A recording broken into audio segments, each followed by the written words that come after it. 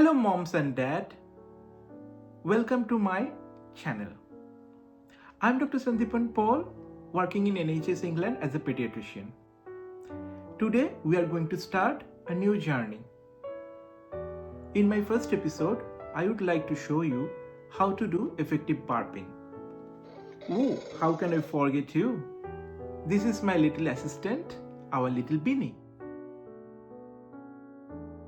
Let's learn how to burp the baby.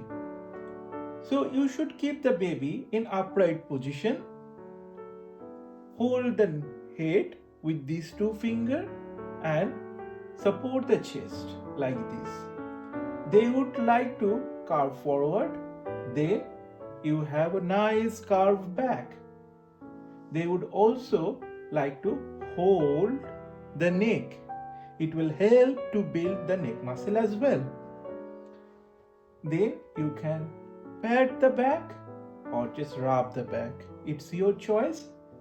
Rubbing the back would help them to calm down if they are having some reflux pain, and this patting would help to take out the gas from the stomach. You can see there are some pressure created in the tummy. It would help to take the gas out from the tummy. I hope you enjoy the video and learn something new.